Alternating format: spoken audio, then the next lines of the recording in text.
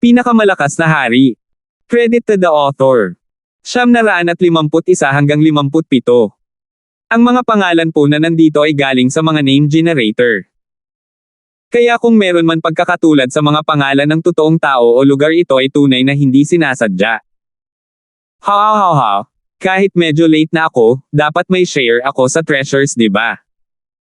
Isang malakas na tawa ang biglang umalangaw mula sa daanan kasabay ng matinding lamig. Masyadong mabilis ang pagbabago ng lahat.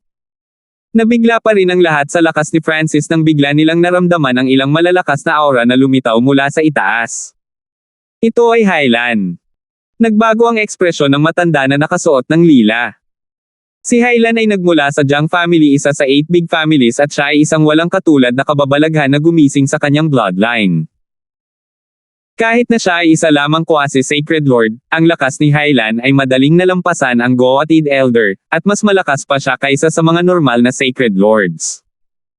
Ito ang mga miyembro ng pangkat ng 7th Prince. Bumagsak ang puso ni Peyton. Sinuportahan ng pamilya Jiang ang 7th Prince sa paglilitis ng Crown Prince. Ang 7th Prince ay nirerango bilang ikatlong paborito upang maging Crown Prince. Ang tatlong quasi-sacred lords na sumunod sa likod ni Hylan ay lahat ay kapantay ng Goatid Elder. Bagamat malapit nang maghiwa-hiwalay ang tatlong grupo, lalo na si Francis at ang matanda na nakasuot ng lila, lahat sila ay nasa iisang bangka ngayon. Francis, tumigil ka. Kailangang magsama-sama muna ang tatlong grupo natin. Agad na nag-message si Jing Kai kay Francis. Bagamat natulala siya sa tunay na lakas ni Francis, hindi pa rin siya makakapareha ni Hylan. Kahit na malakas ang pisikal na depensa ni Francis at maihahambing siya sa isang quasi-sacred lord, hindi iyon sapat. Ang Jiang family ay mayroong Ice Demon bloodline na nirerango sa top 20 sa Imperial Dao bloodlines. Napakababa ng pagkakataong magising ito. Si Hylan ay talagang walang kapantay na pag-iral ng Jiang family laban sa sinumang hindi pa sacred lord. Kahit na ang mga normal na sacred lords ay maaaring hindi niya kapareha. Francis, huminto muna tayo.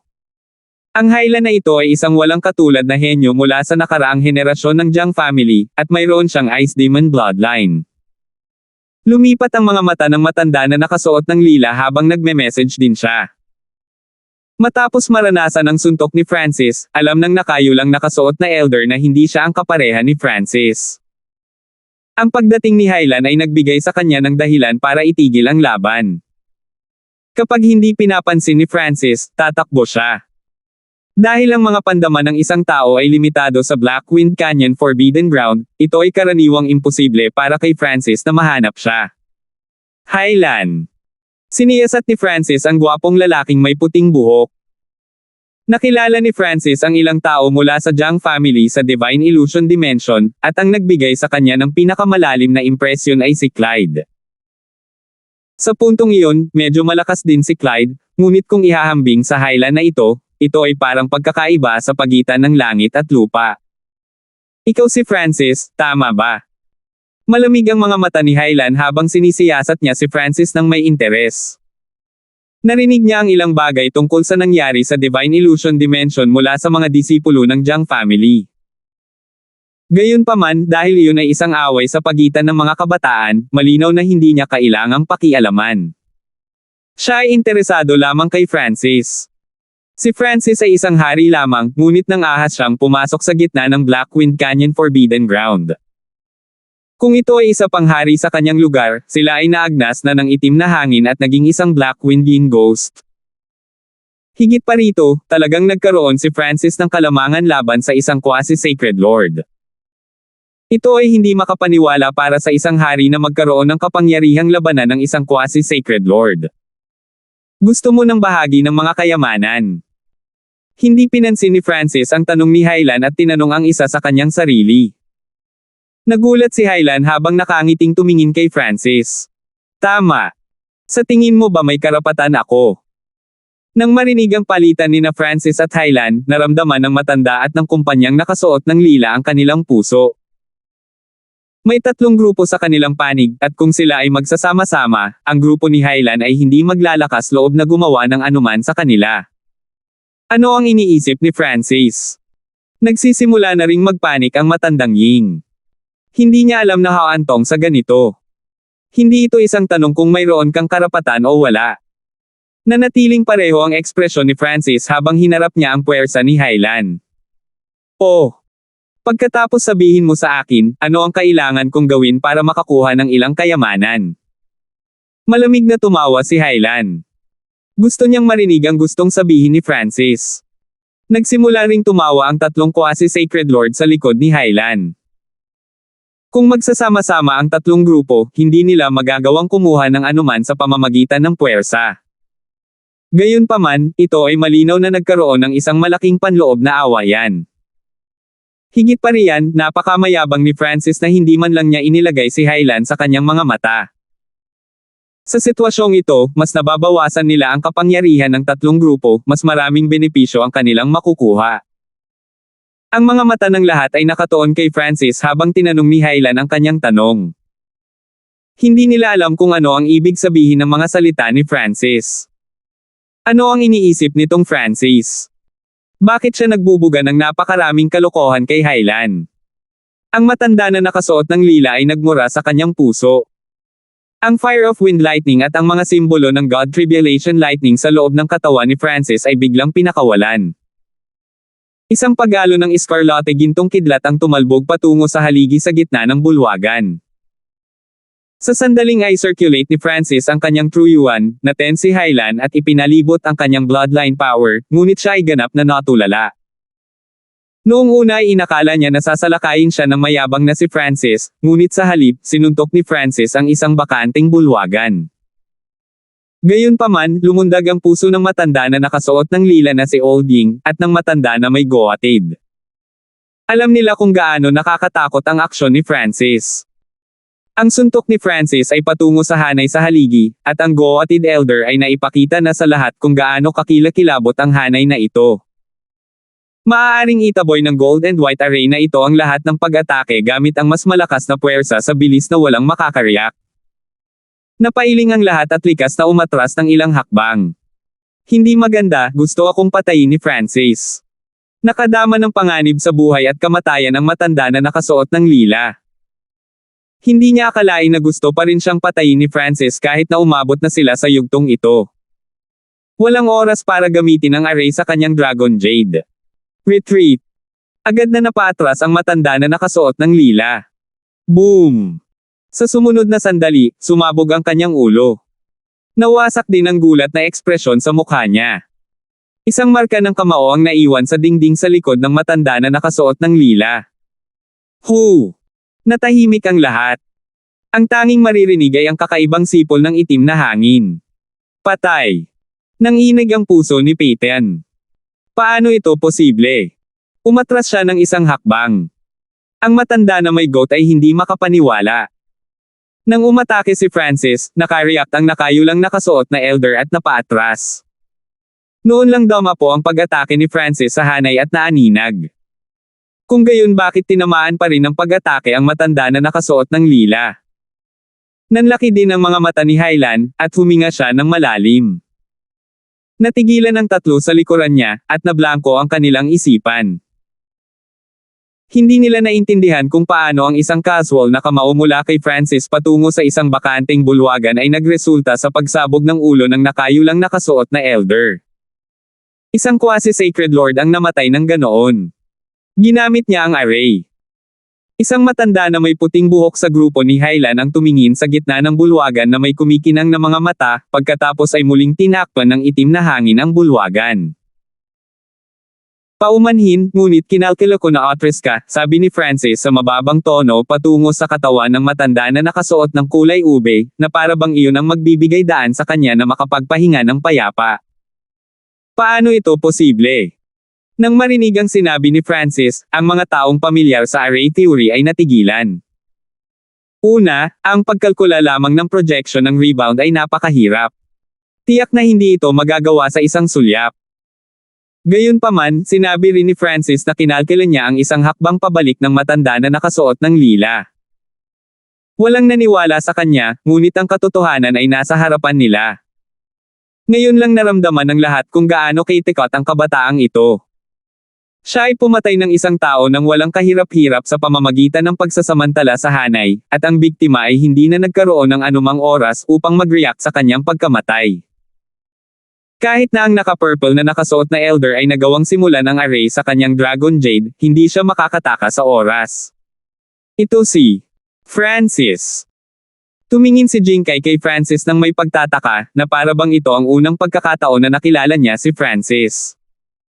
Isang tao lang ang nagawang takutin ang lahat ng naroroon, kabilang ang sikat na Hylan. Kinokontrol niya ang buong sitwasyon. Ang matanda na may goat ay labis na nagsisi. Hindi siya dapat pumanig ng ganoon kabilis. Kinuha ni Francis ang interspatial ring ng matanda na nakasuot ng lila bago tumingin kay Hylan. Kailangang magsikap para makatanggap ng kabayaran, sa wakas ay sumagot si Francis sa tanong ni Hylan. Malungkot ang mga mata ni Hylan. Sinabi lang sa kanya ng Array Grandmaster sa kanyang grupo ang teorya kung paano pinatay ni Francis ang nakayulang nakasuot na elder. Kailangang aminin ni Hylan na ang suntok ni Francis ay nabigla sa lahat, pati na sa kanyang sarili. Ang kabataang ito ay hindi simple. Tama ka. Ang pagtanggap ng kabayaran ng walang pagsisikap ay talagang hindi katanggap-tanggap, biglang sabi ni Hylan, at napabuntong hininga ang lahat. Ang lakas ng grupo ni Hylan ay hindi maaaring baliwalain, ngunit ang pagpapakita ni Francis ay natakot sa kanila. Ngayong sumuko na si Hylan, napagtanto ng lahat na dapat nilang pasalamatan si Francis. May isang malalim na hanay sa bulwagan, at ang aking grupo ay may isang Array Grandmaster, sabi ni Hylan. Si Grandmaster William mula sa Yuan Province, tama ba? Tumingin si matandang Ying sa matanda na may puting buhok. Talagang matandang ito. Dahan daw ang naglakad si William mula sa likuran ni Hylan at tumingin ng malalim kay Francis. Tumigil sandali si Francis. Noong una ay inakala niya na ang paglalakbay na ito ay natapos na, ngunit biglang tumalon ang isang Array Grandmaster. Siniyasat ng kaliwang mata ni Francis ang berdeng tansong haligi sa bulwagan, pagkatapos ay tumingin pababa. Sa hindi malamang dahilan, naramdaman niyang may mali. Kung makakapagambag si Grandmaster William, ito ay magiging iyo. Ikinaway ni Francis ang interspatial na singsing na kakatanggal lang niya sa nakayulang nakasuot na elder. Maraming salamat, Grandmaster William. Kumislap ang mga mata ni Hylan. Pupunta ako at titingnan. Masyadong concentrated ang itim na hangin sa kanilang paligid, at halos walang makita sa gitna ng bulwagan. Dahan daw ang pumasok si William sa bulwagan, ngunit hindi nagtagal ay bumalik siya at tumingin kay Hylan bago umiling. Ito ang pinakamisteryoso at komplikadong array na nakita ko sa aking buhay. Wala akong magagawa tungkol dito. Ang grupo ni Hylan ay nagpakita ng dismayadong ekspresyon. Si Grandmaster William ang pinakasikat na eksperto sa array sa Yuan Province. Kung sinabi niyang walang paraan, wala talagang paraan. Tayo na, Francis. Ang ating paglalakbay ay natapos na. Dahan daw ang lumakad ang matandang Ying. Hindi nila nagawang lutisin ang array, kaya nakatadhana silang hindi makasama ang kayamanan. Walang ibang mga landas pagkatapos ng bulwagan na ito. Pupunta rin ako. Pinangunahan ng matanda na may kambing ang kanyang grupo at aalis na rin. Ngayon lang sila nakakuha ng sapat na kayamanan. Ang kailangan lang nilang gawin ay maghanap ng ligtas na lugar at maghintay para matapos ang paglilitis sa Crown Prince. Nagkatinginan si Peyton at ang batang emperador. Namatay ang matanda na nakasuot ng lila, at sinulyapan nila ang grupo ni Hylan ng may pag-iingat. Sumunod ang dalawa sa likod ni Old Ying at kasama at umaasa na hindi sila guluhin ni Hylan. Nang malapit na silang umalis. Boom! Boom! Boom! Nagsimulang manginig ang lupa sa ilalim nila. Huboom! Isang siyam na kulay na liwanag ang bumaril mula sa ilalim ng berdeng tansong haligi at patungo sa kalangitan. Ang buong bulwagan ay natatakpan ng isang siyam na kulay na liwanag, at isang alon ng liwanag ang bumalot sa lahat. Ang madilim na sukat ay naging isang kahanga-hanga at nakasisilaw na bulwagan. 952. Naakit ang tingin ng lahat sa siyam na kulay na liwanag na nagmumula sa berdeng tansong haligi, at hindi nila nagawang tumalikod. Tanging ang kaliwang mata ni Francis ang kumikislap na may isang alon ng gintong liwanag. Kasabay nito, ang mga simbolo ng God Tribulation Lightning sa loob ng kanyang kaluluwa ay kumikislap lahat. Gaya ng naisip ko. Bahagyang bumulong si Francis. Sa pagkakataong ito, mas malapit na siya sa siyam na kulay na liwanag, kaya mas malinaw niya itong nakikita ng kaliwang mata. Ang siyam na kulay na ilaw na ito ay ginawa mula sa soul power, ibig sabihin, peke talaga ang nakamamanghang treasure glow na ito. Inilagay ni Francis ang isang kamay kay Old Ying, at isang surge ng soul intent at God tribulation lightning ang tumakip sa kaluluwa ni Old Ying. Matandang Ying, huwag kang gumalaw. Wala akong masamang hangarin, sabay na mensahe ni Francis. Hu! Ang hangin ng yin at siyam na kulay na liwanag sa loob ng kaluluwa ni Old Ying ay dahan-daang pinalabas ni Francis.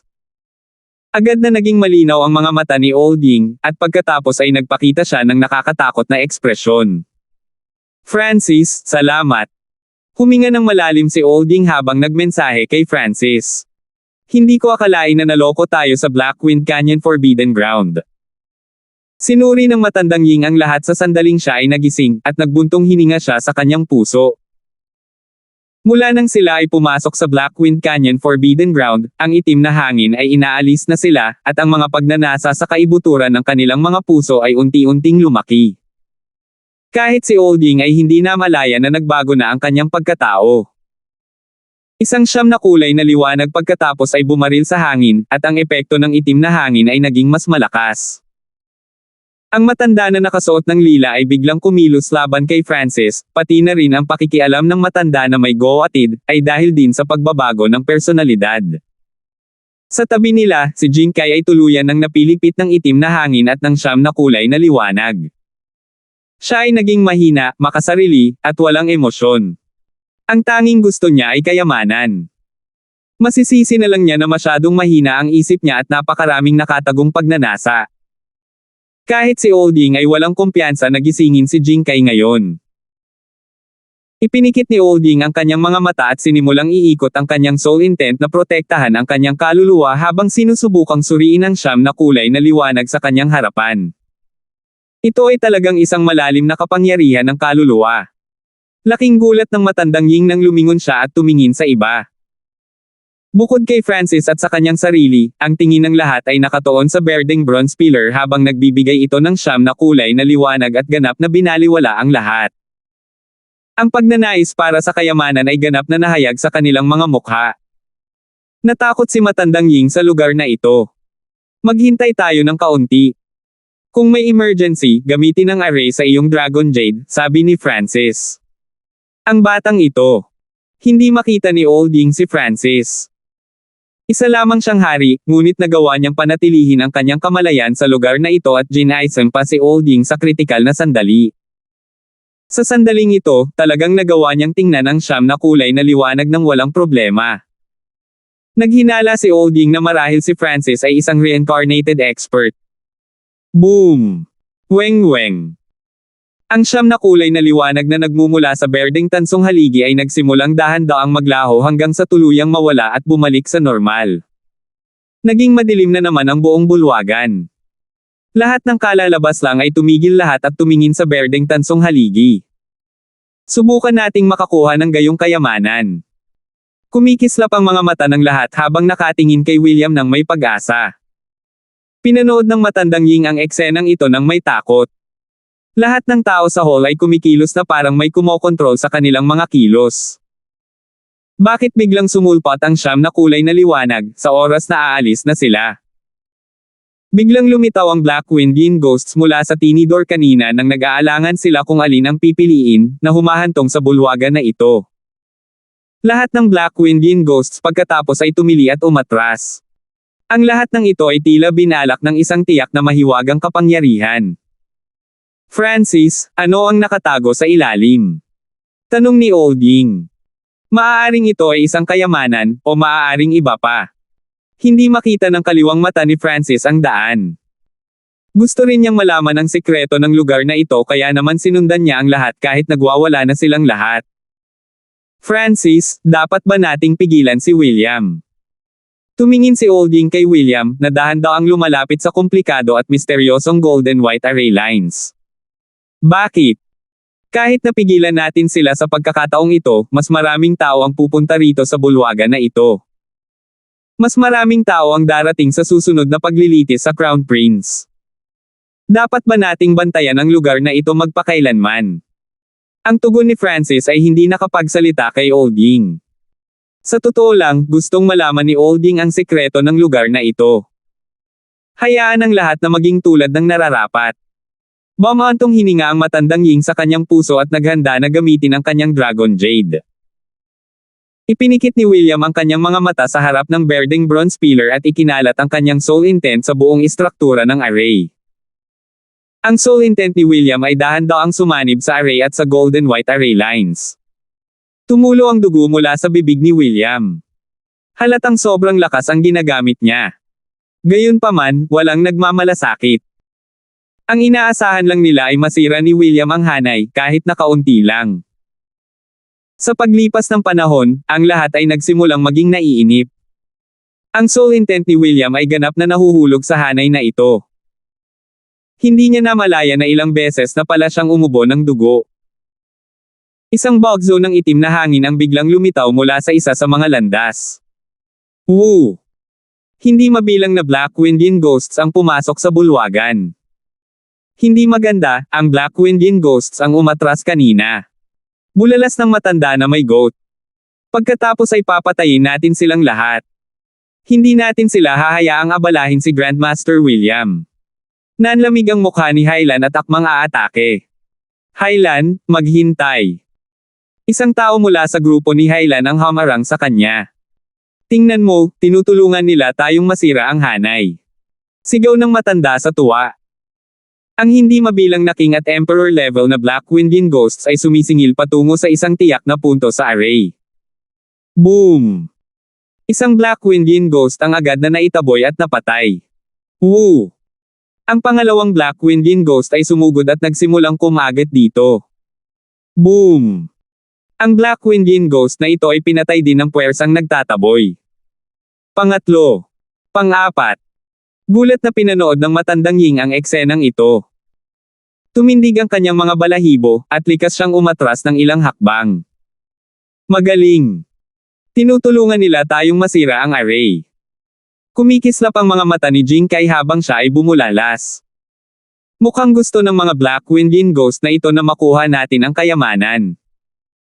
Hinaplos ng goatid na matanda ang kanyang balbas at tumawa. Si William ay may maputlang mukha at nagluwa ng isang subo ng dugo bago bumagsak sa lupa. Ang kanyang kamalayan ay ganap na sumanib sa hanay, at ito ang parehong punto kung saan umaatake ang Black Windian Ghosts. Hoo! Isang bahagyang crack ang lumitaw sa golden white array. Boom! Muling yumanig ang buong bulwagan. Whoosh! Boom! Isang makapal na ambon na kasing itim ng tinta ang bumalot sa berdeng tansong haligi at umagos sa kalangitan, at nagsimulang kumalat ang isang nakakatakot na aura. Sa sandaling ito, ang bulwagan ay tila naging impyerno. Isang masama at malamig na aura ang dahilan kung bakit hindi makahinga ang lahat. Whoosh! Ang bola ng itim na ambon na ito ay naging ulo ng isang mabangis na halimaw at nilamon ang katawan ni William.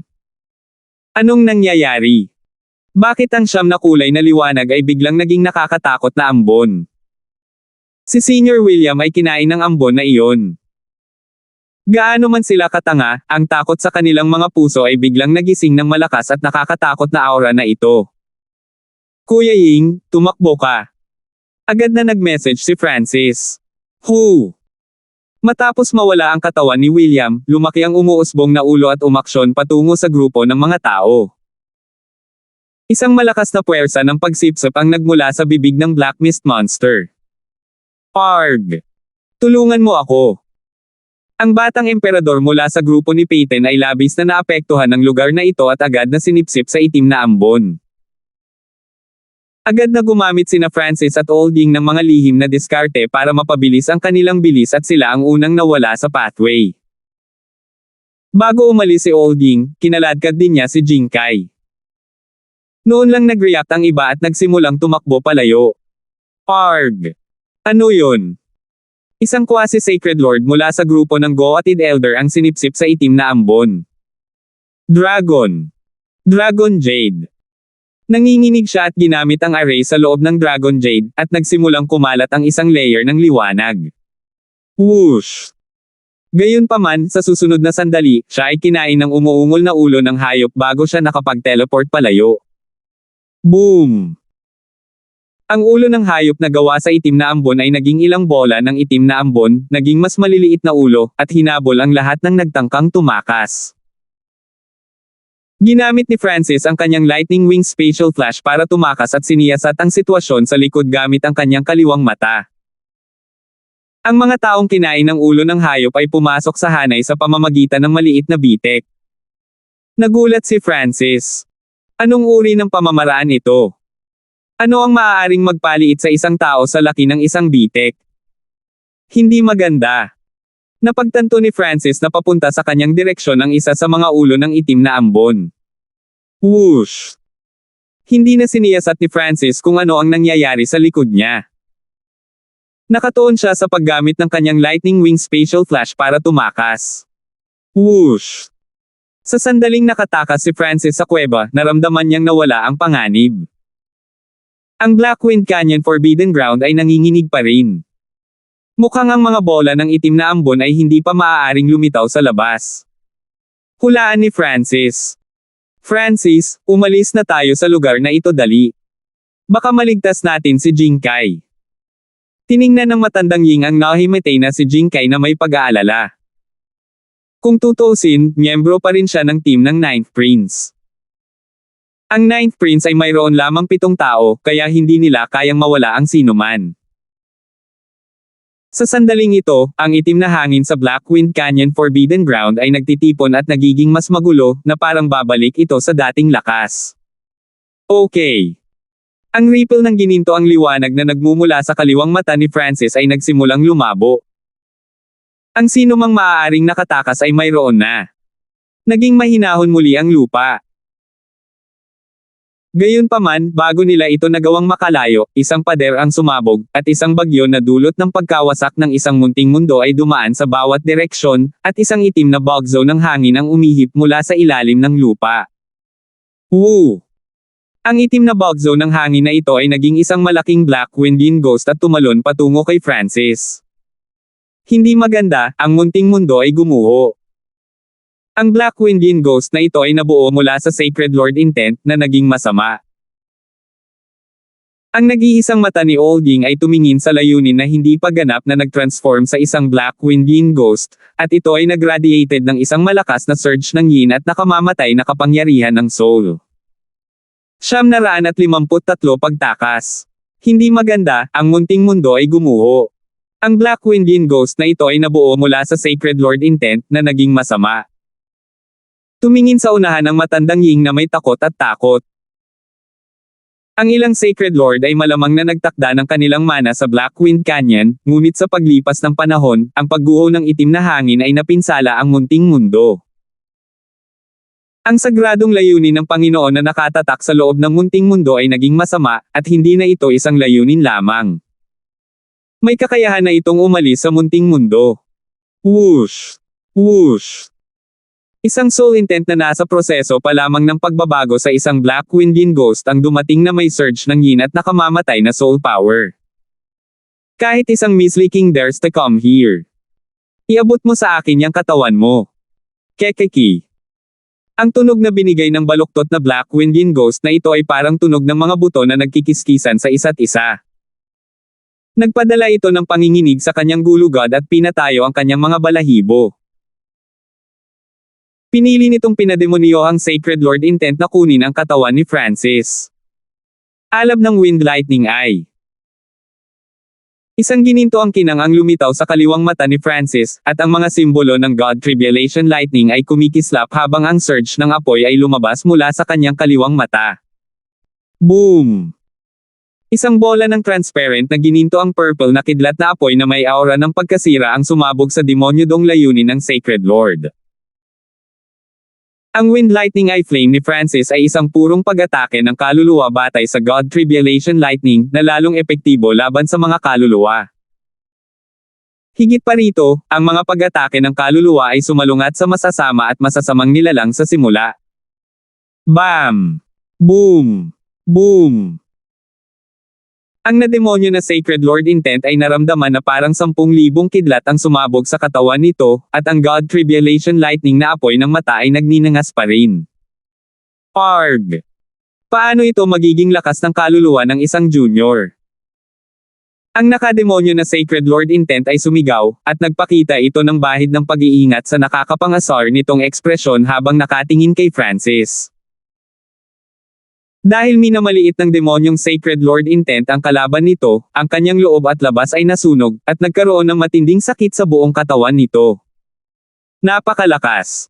Ito ba ang kanyang tunay na lakas? Habang umaatre si Olding, pinapanood din niya ang pag-atake ng kaluluwa ni Francis. Ang aura ng kaluluwa ng nademonyohang Sacred Lord Intent na ito ay hindi mas mahina kaysa sa isang early stage na Sacred Lord, ngunit nasugatan pa rin ito ni Francis. Sa ganoong kapangyarihan sa kaluluwa, hindi nakapagtataka kung bakit hindi natakot si Francis sa nakayulang nakasuot na elder, si Highland, o sa goatid elder si Francis ay mas malakas kaysa sa kanila. Tara na! Hinimok ni Francis. Ang itim na hangin sa Blackwind Canyon Forbidden Ground ay unti-unting lumalakas. Sa ganitong kapaligiran, ang kalaban ay nagkaroon ng malaking kalamangan. Hanggat hindi ito napatay sa isang iglap, maa-absorb nito ang yin sa hangin para tuluyang makabawi. Si Francis ay isa pa ring hari, at ang epekto ng itim na hangin sa kanya ay tumataas ng husto. Sa sandaling ito, nasa gitna pa rin sila ng Blackwind Canyon Forbidden Ground. Lahat ng nasa harap nila ay itim. Ang matandang Ying ay agad na gumamit ng isang lihim na pamamaraan upang makatakas. Damit, ang pag-atake ng kaluluwa ng junior na ito ay naglalaman ng mga batas ng pagkasira.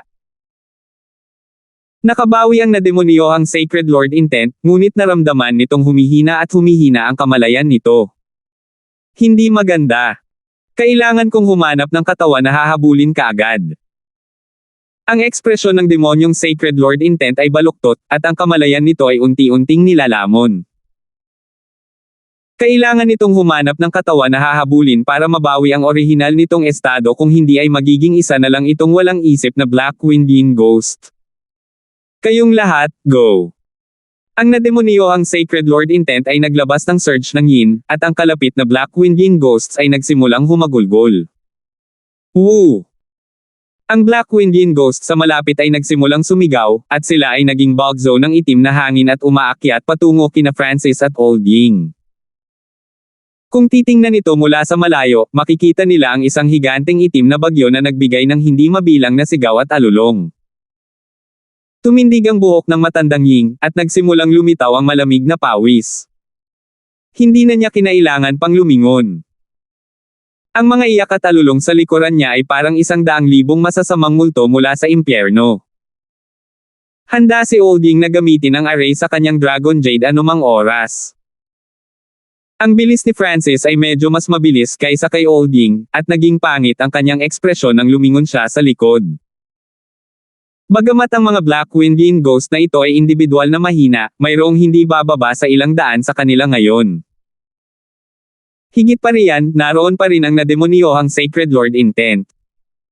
Nakakakilabot kung maabutin nila. Nag-iwan siya ng spatial marking sa ibang mga lugar ng Imperial Tombs, ngunit hindi sa Blackwind Canyon Forbidden Ground, ibig sabihin ay hindi niya magagamit ang Misty Spatial World para umalis. Maaari niyang kunin si Olding at umalis, ngunit naghihintay pa rin sa kanila ang ika-9 na prinsipe at si Sarah. Sagradong kidlat na ng ibabaw na katawan. Ang figure ni Francis ay tumangkad at ang isang alon ng ginto at asul na kidlat ay lumitaw sa kanyang paligid, na nagpapataas ng kanyang pagtutol laban sa Blackwind Yin Ghosts. Pagkatapos ay casual na naglabas ng ilang suntok si Francis. Napuno ng mga higanteng gintong suntok ang hangin. Ang bawat isa sa kanila ay naglalaman ng isang malakas na ilusyon. Sa isang iglap, bumagal ang alon ng Blackwind Yin Ghosts. Hindi naisip ni Francis na patayin ang Blackwind Yin Ghosts. Ang gusto lang niyang gawin ay gamitin ang kanyang Illusion Maze Domain para mawala sa kanila ang direksyon. Kekeki. Matanda, ibigay mo ang katawan mo sa akin. Habang sinasalakay ni Francis ang mga multo, biglang lumitaw sa gilid ang nademonyohang Sacred Lord Intent at kinasuhan si Old Ying. Hindi maganda. Malungkot ang ekspresyon ni Francis. Hindi niya inaasahan na susuko ang demonyong Sacred Lord Intent sa kanya at pumunta na lang kay Old Ying. Ang karunungan ni Old Ying sa soul daw ay tiyak na hindi tugma para sa demonyong Sacred Lord Intent. Ano? Ang matandang Ying ay agad na nahuli ng demonyong Sacred Lord Intent. Isang surge ng malakas na soul pressure ang lumitaw at nagyelo sa katawan ni Old Ying. Nang malapit nang makapasok sa katawan ni Old Ying ang nademonyohang Sacred Lord Intent. Tingnan ng Diyos mata. Isang nakamamanghang purple and golden na liwanag ang lumitaw mula sa kaliwang mata ni Francis. Isang napakalalim na whirlpool na umaabot sa purple and golden abyss ang nabuo sa kaliwang mata ni Francis, at isang ipinagbabawal na kapangyarihan na nakakulong sa kapangyarihan ng mga kaluluwa ay lumitaw saan man tumingin si Francis. Ano ito? Ang nademonyohang Sacred Lord Intent ay agad na nakaramdam ng malakas na puwersa ng pagsipsip. Ang matandang Ying, na sobrang malapit sa nademonyo na Sacred Lord Intent, ay nakaramdam din ng nakakatakot na puwersa ng paghila. Parang gustong umalis ng kaluluwa niya sa katawan niya. Nakakatakot na kasanayan. Mabilis na umalis ang matandang Ying sa hanay ng mga tingin ni Francis at tumakbo ng may takot. Alam niyang pinaghihigpitan ni Francis ang demonyong Sacred Lord Intent para hayaan siyang tumakas. Shit!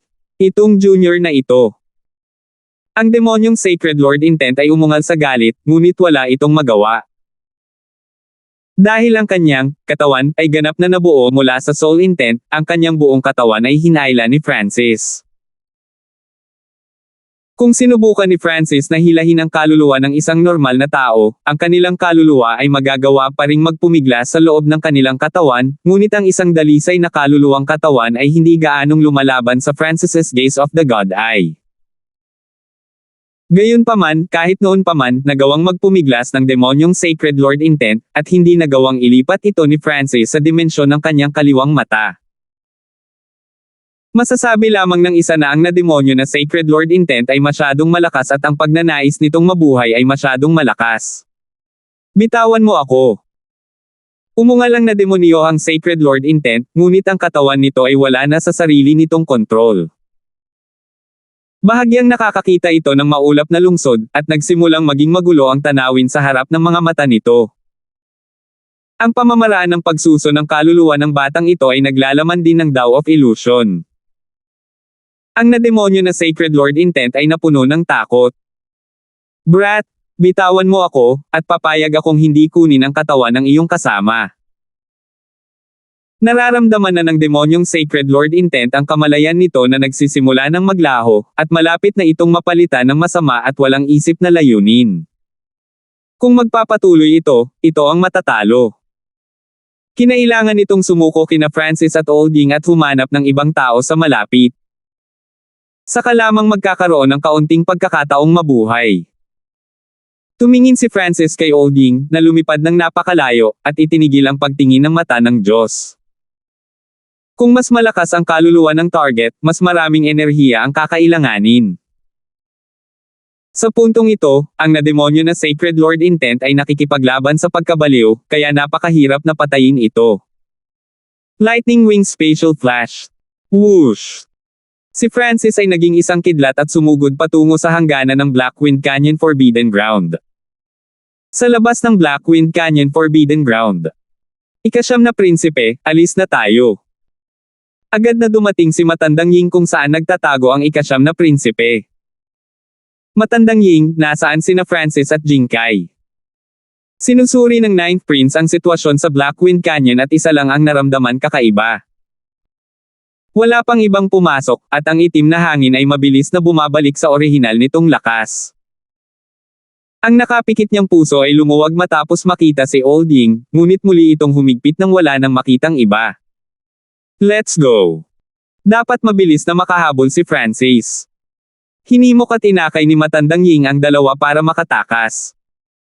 Alam ni Old Ying na kahit si Francis ay hindi kayang patayin ang demonyong Sacred Lord Intent. Pinipigilan niya ang demonyong Sacred Lord Intent para hayaan si Old Ying na kunin si Sarah at ang ika-9 na prinsipe at tumakas. Kung dumating ang demonyong Sacred Lord Intent, magiging target ang 9th Prince at Sarah. Gaano man katalino si Francis, hindi niya kayang protektahan ang 3 tao ng sabay-sabay. Si Francis ay lumipad palabas ng Blackwind Canyon Forbidden Ground kaagad pagkaalis ng 3. Nahadjap ng kanyang kaliwang mata si Old Ying at ang kasama niya, at agad niyang sinundan sila. Kasabay nito, ilang libong milya ang layo mula sa Blackwind Canyon Forbidden Ground, nagmamadali ang grupo ng taong nakasuot ng itim. Senior Black Robes, ang Blackwind Canyon Forbidden Ground ay nasa unahan natin. Ang isang miyembro ay labis na natakot nang hulaan nila ang destinasyon ng nakaitim na damit at mabilis na nagbabala. Dinala ba sila ng taong nakaitim na damit sa isang bawal na lugar upang makahanap ng mga mana? Kahit na mayroong hindi mabilang na mga mana at kayamanan sa isang ipinagbabawal na lupa, kailangan nilang mabuhay upang makakuha ng anuman. Ang mga pagkilos at pag-iisip ng taong nakasuot ng itim ay ganap na naiiba sa lahat. Ang iba pang 2 miyembro ay nagsiwalat din ng mga nakakatakot na tingin. Francis. Isang excited at malamig na boses ang biglang narinig mula sa taong nakaitim na damit. Who? Ang taong nakasuot ng itim ay naging isang lumulutang na itim na figure at mabilis na tumakbo patungo sa Blackwind Canyon Forbidden Ground. 954. Sa sandaling umalis si Francis sa Blackwind Canyon Forbidden Ground, sinisingil ng demonyo ang Sacred Lord Intent. Shit! Walang ibang tao sa Blackwind Canyon. Nagsisimula ng magpanik ang nademonyohang Sacred Lord Intent. Pakiramdam nito ay nagiging magulo ang kamalayan nito, at higit sa 70% ng transparent nitong kaluluwa ay naging itim na ngayon ang parehong kulay ng Blackwind Yin Ghosts. May darating. Ang nademonyo na Sacred Lord Intent ay tila nakadikit sa huling straw ng pag-asa, at ito ay nanginginig sa pananabik habang ito ay sumusugod patungo sa isang itim na figure sa kalayuan. Kekeki. Ibigay mo sa akin ang katawan mo. Ang nademonyo na Sacred Lord Intent ay tumalon sa lumilipad na taong nakasuot ng itim. Biglang nagbago ang ekspresyon ng taong nakasuot ng itim. Ano ba ito? Ang taong nakaitim na nakasuot ng damit ay malamig na ngumisi pagkatapos maramdaman ang puot, at sinugod niya ang bola ng Soul Intent ng walang takot. Who? Ang nakademonyong Sacred Lord Intent ay agad na sumugod sa katawan ng taong nakasuot ng itim. Boom! Sa isang iglap, ang demonyo na Sacred Lord Intent ay sumigaw at nagmamadaling lumabas sa katawan ng taong nakasuot ng itim, at nawalan ito ng lakas. Ikaw. Hindi yun katawan ng tao. Ang nademonyohang Sacred Lord Intent ay bulala sa nanginginig na tono. Sa sandaling ito ay pumasok sa katawan ng taong nakasuot ng itim, isang malakas na aura ang naglabas dito. Ang kapangyarihan ay lumampas pa sa Panginoon nito mula sa dati nitong buhay. Ni hindi nito makita ang mga batas at layunin na nasa loob ng kapangyarihang ito. Paano ito posible? Paano magkakaroon ng may ganoong kapangyarihan? Ang nademonyohang Sacred Lord Intent ay ganap na malabo, at hindi ito makapagsalita ng maayos. Who? Ang buong katawan nito ay naging isang malaking Blackwind Yin Ghost, at ang masamang aura ay ganap na pinakawalan. Woo! Sinisingil ng higanteng Blackwind Yin Ghost ang taong nakaitim na damit. Titig ng kamatayan. Isang malamig na boses at isang pinakamataas na layunin ng kamatayan ang nagmula sa taong nakaitim na damit. Kumalat mula sa mga mata ng taong nakaitim na damit ang isang hindi masusungit na layunin ng kamatayan. Nagdilim ang kalangitan, at ang damo ay natuyo at nawala ang lahat ng buhay saan man dumapo ang kanyang tingin. Ang higanteng Blackwind Yin Ghost sa kanyang harapan ay agad na napigilan ng ipinagbabawal na kapangyarihang ito. Woo! Ang Blackwind Yin Ghost ay umungal sa takot at gulat. Ang masamang kapangyarihan sa ibabaw ng katawan nito ay unti-unting naglaho. Ang lahat ng buhay ay nawasak ng layunin ng kamatayan. Ito ay isang tunay na kapangyarihan na kahit ang langit at lupa ay hindi mapigilan. Sa sandaling ito, dumating ang iba pang miyembro ng grupo ng taong nakaitim na damit. Agad silang tinakpan ng anino ng kamatayan, at tila ninakaw ng hindi matatawaran na kapangyarihan ang lahat sa loob ng kanilang katawan. Layunin ng kamatayan. Umalis. Ito ba ang lakas ni Senior Blackrobe? Mabilis na umatras ang tatlong miyembro at huminga ng malalim. Nakakatakot ang shockwave mula sa taong nakasuot ng itim na hindi man lang sila makalapit. Nararamdaman pa nila ang kaunting buhay sa loob ng kanilang mga katawan na kumukupas, kabilang ang habang buhay ng kanilang mga kaluluwa. Hu! Habang humihina ang kapangyarihan ng Black Wind Ghost, isang mahinang kaluluwa ang kinaladkad palabas. Ikaw ay isang inapo ng mga mata ng Diyos. Ang kaluluwang ito ay ang sagradong layunin ng Panginoon mula pa noon. Hindi nito inaasahan na makakabawi pa ito ng malay kahit na naging Black Wind Ghost, ngunit hindi ito nakaligtas sa kamatayan. Whoosh! Ang malinaw na sagradong layunin ng Panginoon ay nagsimulang malanta at humina sa ilalim ng layunin ng kamatayan, at ito ay nasisipsip sa mga itim na damit. Ang taong nakasuot ng itim ay tumingin sa mundong ito ng kadiliman bago tumalikod at umalis. Senior Black Robes, saan tayo patungo ngayon? Lumapit ang isang miyembro at nakangiting nagtanong. Sa wakas ay naunawaan na niya kung bakit ang taong nakaitim na damit ang pinuno ng grupo. Sa lakas ng taong nakasuot ng itim, kahit na ang mga normal na Sacred Lord ay papatayin. Ang gitna, sagot ng taong nakasuot ng itim. Dahil lahat ay umalis sa Black Wind Canyon Forbidden Ground, walang nakarinig ng masamang tawa mula sa kailaliman nito. Haw. Mukhang hindi nasayang ang dalawang hininga ko ng Origin Chi. Dapat sapat na itong mga low-level na meatbags. Nandito si Francis. Ang ika-9 na prinsipe at ang kumpanya ay nakakita ng isang kidlat ng Escarlate sa likuran nila at huminto. Buti naman okay na siya. Medyo awkward ang ekspresyon ng matandang Ying.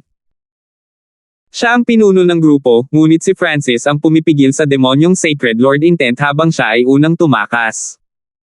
Sa kabutihang palad, si Francis ay nakabalik ng ligtas. Maghanap muna tayo ng ligtas na lugar para pag-usapan kung paano ililigtas si Jinkai. Malungkot ang ekspresyon ng matandang Ying. Bagamat hindi masyadong malakas si Jinkai, isa siya sa mga pangunahing lumalaban na miyembro ng grupo. Hindi nila kayang mawala siya ng ganoon lang. Hindi nagtagal ay dumating ang kanilang grupo sa ibaba ng isang bangin. Hu! Pinalabas ni matandang Ying si Jinkai sa kanyang munting mundo. Sa oras na ito, ang katawan ni Jinkai ay itim, at may aura ng yin na nagmula sa kanya. Ang hangin ni Yin ay bumabagsak sa kanya, at ang isang malakas na pag-agos ng kapangyarihan ng kaluluwa ay nakakaapekto sa kanyang isip. Pag-aaral ni Sarah pagkatapos bigyan si Jinkai ng ilang tingin. Tumigil sandali si Francis. Ang mga kakayahan ni Sarah sa pagpapagaling ay talagang hindi simple para sa kanya upang makita ang lahat ng iyon sa ilang sulyap lamang. Magagawa rin ito ni Francis, ngunit kailangan niyang gamitin ang kanyang kaliwang mata. That's about it. Kaya mo ba siyang pagalingin? Tumango ang matandang Ying. Medyo alam niya ang tungkol sa mga kakayahan ni Sarah sa pagpapagaling. Ang hangin ni Yin ay maaaring piliting palabasin, ngunit doon ang mahiwagang kapangyarihan ng kaluluwa sa kanyang kaluluwa ay mahirap alisin. Nag-isip sandali si Sarah bago sumagot. Sa sandaling ito, nabawi ni Jinkai ang kanyang malay at nanlalabo ang kanyang mga mata. Matandang Ying. Lumabas tayo. Umupo si Jinkai at tumingin sa paligid. Buntong hininga. Sa kasamaang palad, may masamang espiritu na nagbabantay sa kayamanan sa ilalim ng lupa. Hindi pa rin nakakalimutan ni Jinkai ang tungkol sa kayamanan sa Black Wind Canyon. Lahat ay tumingin kay Jinkai nang walang imak. Muntik na siyang mamatay sa Black Wind Canyon at iniisip pa rin ang kayamanan. Higit pa rito, isinapanganib ni na Francis at Olding ang kanilang buhay para ilabas siya, ngunit hindi man lang siya nagpakita ng anumang palatandaan ng pasasalamat. Malaki na ang pinagbago ng kanyang personalidad. Kahit na maalis natin ang mahiwagang kapangyarihan ng soul na iyon, hindi ko magagarantiya na babalik siya sa orihinal na Jinkai. Dagdag ni Sarah habang nakatingin kay Jinkai. Sarah, ano ang sinabi mo tungkol sa akin? Nagbago ang ekspresyon ni Jinkai, at ang kanyang mga mata ay naging nakamamatay. Agad na humina ang kapaligiran. Sarah, pilitin mo munang lumabas ang hangin ni Yin sa kanyang katawan. Tumingin si Olding sa ganap na bagong Jinkai at binasag ang katahimikan. Aalisin muna natin ang Yin at ang Soul Power bago tayo mag-isip ng iba pa. Sumangayon si Sarah sa sinabi ni Olding. Aalisin muna nila ang hangin ni Yin at ang Soul Power sa katawan ni Jinkai. Hanggat siya ay naging malusog, may pag-asa pa rin para sa iba pang bagay. Jinkai? Okay lang. Hayaang alisin ni Sarah ang hangin ng Yin sa loob ng iyong katawan, pangungumbinsi ni Olding. Fine. Pakiramdam ko ay hindi komportable ang katawan ko. Ang matandang Ying ay mayroon pa ring tiyak na katayuan sa puso ni Jinkai, ngunit siya ay nag-iingat at naghihinala pa rin kay Sarah. Olding, anong nangyari sa Blackwind Canyon Forbidden Ground? May kabuuang 4 na grupo ang pumasok, ngunit kayo lang ang lumabas. Hindi napigilan ng Ninth Prince ang kanyang pag-uusisa. Hindi rin ako sigurado. Ano mang ipinagbabawal na lupain sa Imperial Tombs ay isang mapanganib na lugar na hindi pa ganap na nasusuri ng mga imperial. Kung tutusin, ito ay isang nakalimutang sinaunang dimensyon, mataimtim na sagot ni Olding bago bumantong hininga. Ang iba ay maaaring gumamit ng array sa kanilang Dragon Jades upang makatakas. Nanginig ang puso ng Ninth Prince nang mapagtanto niya kung gaano kadelikado ang Blackwind Canyon Forbidden Ground. Bukod kina Olding at Francis, ang iba ay gumamit ng array sa kanilang Dragon Jade o napatay. Ngunit marami rin kaming nakuha sa pagkakataong ito. Dumaan kami sa 2 pamana na walang anumang pagsubok, at direktang nakuha namin ang kayamanan ng isang sagradong Panginoon at maraming Draconic Providence. Iniba ni Olding ang topic. Pagkatapos ay inilipat nina Olding at Francis ang lahat ng Draconic Providence sa loob ng kanilang Dragon Jade sa Pseudo Crown Prince Seal ng Ninth Prince. Gayunpaman, bagamat pareho silang pumasok sa Blackwind Canyon ng sabay, ang Draconic Providence sa loob ng Olding's Dragon Jade ay hindi kahit kalahati ng kay Francis. Francis, hindi mo ba ginagamit ang kapangyarihan ng Draconic Providence para protektahan ang iyong sarili? Natigilan ang matandang Ying. Ang lahat na pumasok sa dimensyong ito ay gagamit ng Draconic Providence para bawasan ang pressure. Sa paglipas ng panahon, ang lahat ay dahan-daang umaangkop dito at gagamit ng mas kaunting Draconic Providence kaysa dati. Maaaring gamitin ang Draconic Providence para sa anumang bagay na nagtatanggol, tulad ng pagprotekta sa kanilang sarili mula sa lahat ng uri ng pag-atake, tulad ng Blackwind Yin Ghosts. Gumagamit si matandang Ying ng isang maliit na tipak ng Draconic Providence bawat segundo upang protektahan ang kanyang sarili laban sa mga batas at layunin sa dimensyong ito. Gayunpaman, ang hangin ni Yin ay unti-unti pa rin siyang inaalis. Sa kabilang banda, si Francis ay hindi gumamit ng anumang Draconic Providence at nagawa pa ring manatiling gising. Pumunta tayo sa gitna ng Imperial Tombs. Sa pagsama ni Francis sa kanila, mas ligtas ang pakiramdam ni Olding.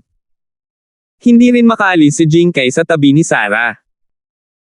Francis, sana ay hindi mo bigyan ng importansya ang kayamanan sa mga manang ito at tulungan mo ang ika-9 na prinsipe hanggat kaya mo. Ang matandang Ying ay may nagmamakaawang tingin. Simpleng sagot ni Francis. Matapos makuha ang kayamanan mula sa 2 mana sa Blackwind Canyon at lahat ng kayamanan mula sa underground area, mayroon na siyang sapat. Sa puntong ito, hindi man lang mag-abala si Francis sa simula stage at early stage na mga mana ng Sacred Lord maliban kung alam niyang mayroon silang partikular na item na kailangan niya. Tinutulungan na ako ni Brother Hanford sa abot ng kanyang makakaya, ngumiti ang ika-9 na prinsipe at sinabi. Ang Draconic Providence na ibinigay sa kanya ni Francis sa parehong oras ay higit pa sa sinuman. Okay, napakalayo natin sa gitna. Sa panahong ito, kailangan nating tulungan si Francis na mapaamo ang mga hayop dito. Inanunsyo ni Olding ang plano. Pupunta sila sa kanilang destinasyon habang pinapaamo ang mga hayop sa daan. Ang pagsakop sa mga mana ay nangangailangan ng oras, at makakamit lamang nila ang Draconic Providence kapag ito ay nasakop. Sa kabilang banda, ang pag-aamo ng mga hayop ay magbibigay sa kanila ng napakalaking Diyos habang pinapalakas din ang kanilang lakas. Sa loob ng 5 araw, pinaamo ni Francis ang isa pang 2 grupo ng hayop. Kasabay nito, ang hangin ni Yin sa loob ng katawan ni Jinkai ay sapilitang lumabas. Ang mahiwagang kapangyarihan ng soul na nakatago sa loob ng kaluluwa ni Jinkai ay masyadong malalim, at si Sarah ay walang magawa tungkol dito sa ngayon. At saka, hindi pa masyadong nagbabago ang pagkatao ni Jinkai. Kung magpapatuloy ito, si Jinkai ay magiging isang malaking problema para sa aming grupo. Nag-aalala ang matandang Ying. Hindi na siya naniniwala sa amin at iniisip na hinahabol namin ang kanyang kayamanan. Iniwasan ng lahat si Jinkai at nag-usap. Bakit hindi mo ako hayaang alagaan siya? Biglang tumunog ang boses ni Francis. 955. Lahat ay tumingin kay Francis nang may pagtataka. Maaari mong alisin ang mahiwagang kapangyarihan ng kaluluwa sa loob ng kanyang kaluluwa. Sumili ang hinala sa mga mata ni Sarah. Hindi pa rin niya maintindihan ang mahiwagang paraan ni Francis na ginamit niya sa St. Herb Pavilion para maalis ang lason. Higit pa riyan, hindi simple ang karunungan ni Francis sa kaluluwa. Nagpakita si matandang Ying ng isang mapag-isip na ekspresyon. Nagawa ni Francis na alisin ang 9 na kulay na liwanag ng kayamanan mula sa kaluluwa ni Old Ying sa Blackwind Canyon, ngunit iba ang sitwasyon kay Jinkai. Si Sarah ay gumugol ng 5 araw para lamang pilitin ang hangin ni Yin sa loob ng kanyang kaluluwa. Mula dito, makikita kung gaano kalakas ang lason sa kaluluwa ni Jinkai. Ang pamamaraan ni Francis ay nangangailangan ng kooperasyon ng target. Hindi nila mapaglabanan, o hindi ito gagana. Ngayong naghihinala si Jinkai sa lahat, paano niya hahayaan ang soul intent ni Francis na makapasok sa kaibuturan ng kanyang kaluluwa? Maaari kong baguhin ang kanyang pagkatao habang ako ay naroroon, dagdag ni Francis. Ito ang tunay na ibig sabihin ni Francis noong una. Huminga ng malalim ang lahat ng marinig iyon, at nalilitong tumingin kay Francis. May kakayahan ka bang baguhin ang pagkatao? Tanong ni Sarah. Ngayong nagbago na ang personalidad ni Jinkai, ang naiisip lang ni Sarah ay pasukin siya sa ilang Buddhist force at sundan ang ilang monghe upang dahan-daang mabago kung sino siya dati. Ang ika-9 na prinsipe at matandang Ying ay parehong labis na naguguluhan at nagulat. Si Francis ay hindi isang mabait na tao. Hindi sila naniniwala na mahikayat lang ni Francis si Jinkai na magbago. Dahil wala sa inyo ang magagawa, masisiguro ko man lang na gagawin niya ang kanyang makakaya kapag nagtatrabaho sa amin. Inilibot ni Francis ang kanyang mga mata. Hindi masyadong inisip ni Francis ang lakas ni Jinkai, ngunit tulad ng sinabi ni Old Ying, ang koponan ng ika-9 na prinsipe ay hindi mawawala ng sinuman. Ibigay mo siya kay Francis. Sumangayon si Old Ying. Wala na silang ibang magagawa pa. Bagamat naguguluhan siya, nakaramdam siya ng tiwala kay Francis. Mahina niyang mahulaan kung ano ang gagawin ni Francis batay sa kanyang sinabi, ngunit hindi na iyon mahalaga. Nalaman ni Jinkai, na nagpapahinga pa rin, na ang mga ekspresyon ng iba ay hindi tama at naging kainahinala. Biglang naglakad si Francis papunta sa kanya. Anong gusto mo? Nagsimulang magpanik si Jinkai. Ang lakas na ipinakita ni Francis sa Blackwind Canyon ay sariwa sa alaala ni Jinkai, at siya ay natakot. Hu! Gamit ang kanyang kaliwang kamay, inilagay ni Francis si Jinkai sa Misty Spatial World. Si Francis ay Diyos sa Misty Spatial World, at ang mga batas sa loob ng Misty Spatial World ay nakatali kay Jinkai. Lumapit si Francis kay Jinkai at nagpakawala ng malakas na soul intent. Woo! Ang katawan at kaluluwa ni Jinkai ay labis na napigilan, at hindi niya nagawang mailipat ang kanyang true yuan o soul intent. Dark Heart Seal. Isang purple and golden seal na may mahinang aura ng God Tribulation Lightning ang nabuo sa kaliwang mata ni Francis at dahan-daang itinatak ang sarili sa kaibuturan ng kaluluwa ni Jinkai. Bagamat si Jinkai ay may kapangyarihang labanan ng isang walang kapantay na emperor, ang kanyang kaluluwa ay hindi gaanong kalakas. Ang kaluluwa ni Francis ay maihahambing sa isang sacred lord, kaya madali niyang nai-imprint ang dark heart seal kay Jinkai.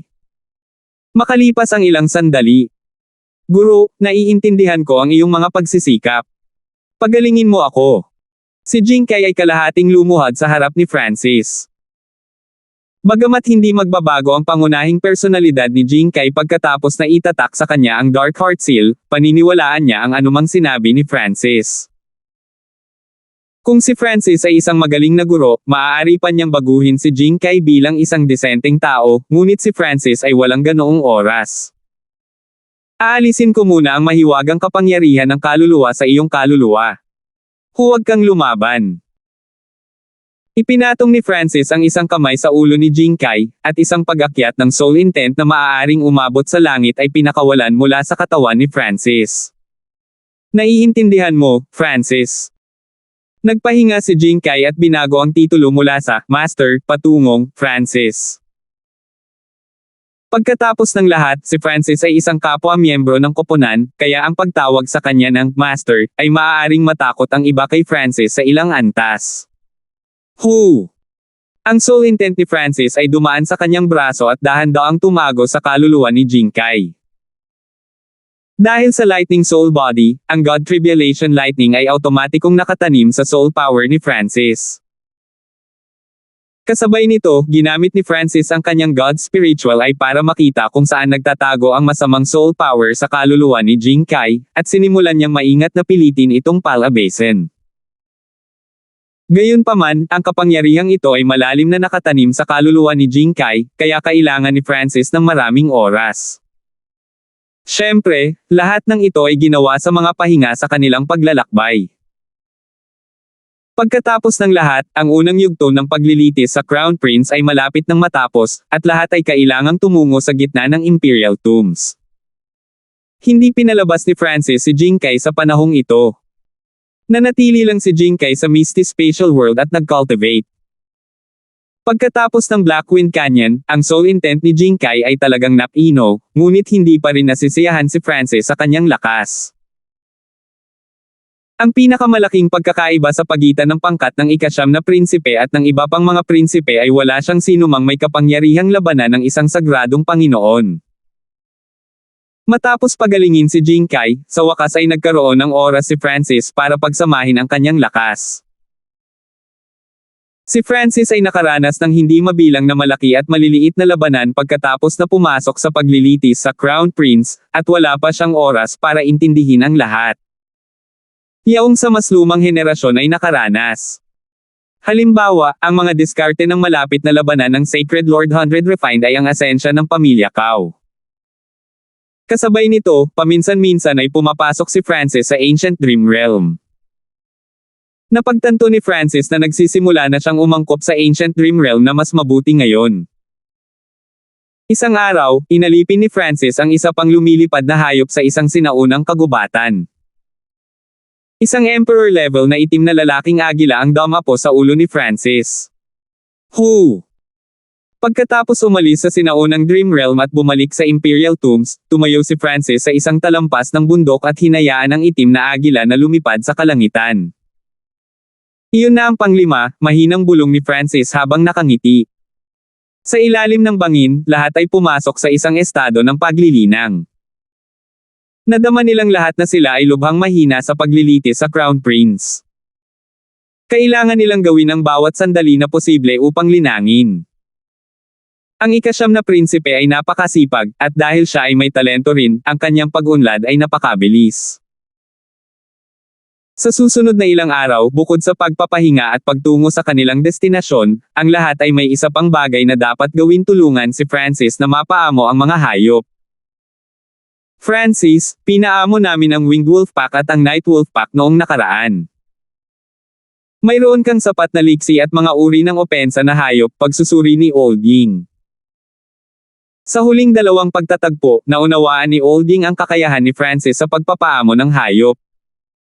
Ang masasabi lang niya ay perpekto si Francis sa bawat aspeto, na parang hindi siya tao.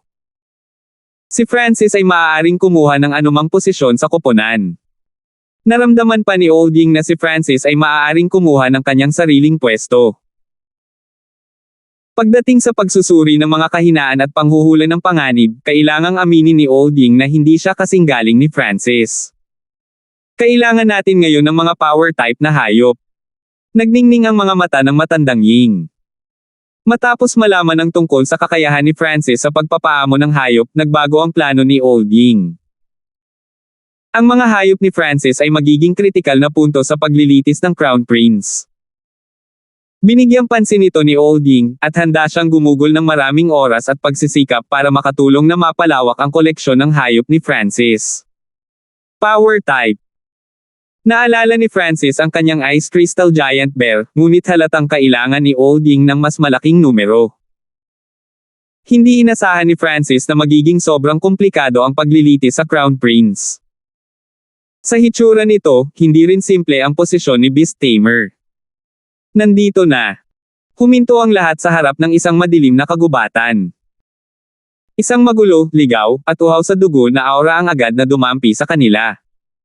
Boom! May paminsan-minsang kalabog at ilang beats ang umaalulong mula sa loob nito.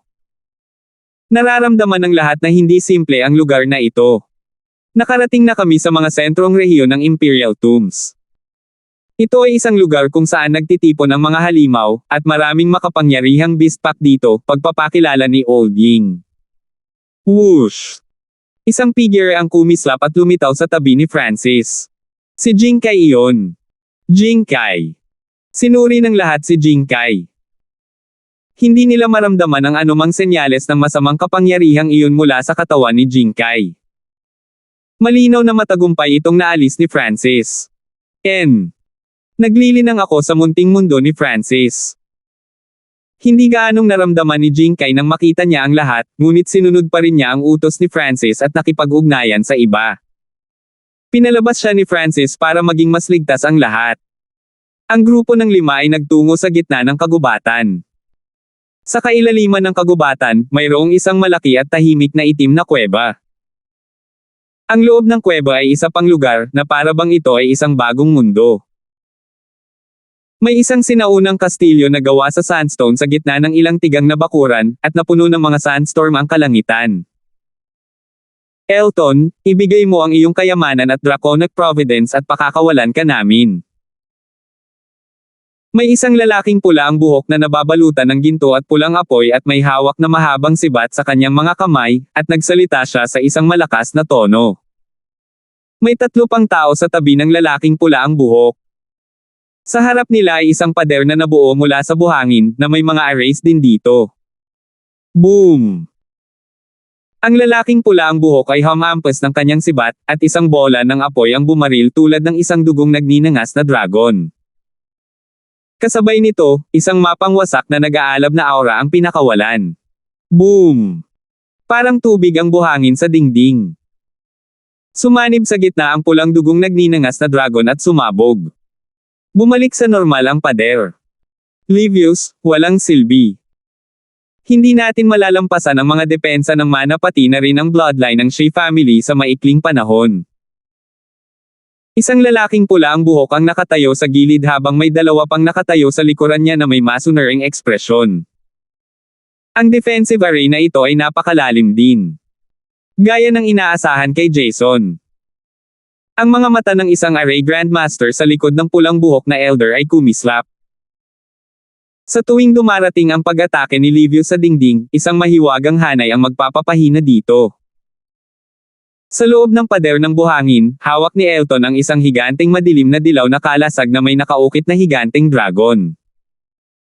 Ang kalasag na ito ay nasa gitna ng dingding, at hindi ito may galaw. Napakalakas ng pagkakasala. Gaya ng inaasahan ng walang katulad na kababalaghan ng nakababatang henerasyon ng Tonner family. Nakakatakot ang kanyang Blood Devil Son bloodline. Napaungol si Elton. Kung hindi dahil sa katotohanan na ang kanyang inheritance sacred weapon ay maaaring gumamit ng bahagi ng kapangyarihan ng mana ng Little World, paano makakarating ang kanilang grupo sa isang pagkapatas laban sa grupo ng Fourth Prince? Senior Jason, bakit hindi natin gamitin ang mga array sa ating Dragon Jades at tumakas? Ang mukha ni Darlene ay maputlang puti. Halatang nasugatan siya ng husto. Hindi na kailangan. May tao dito para iligtas tayo.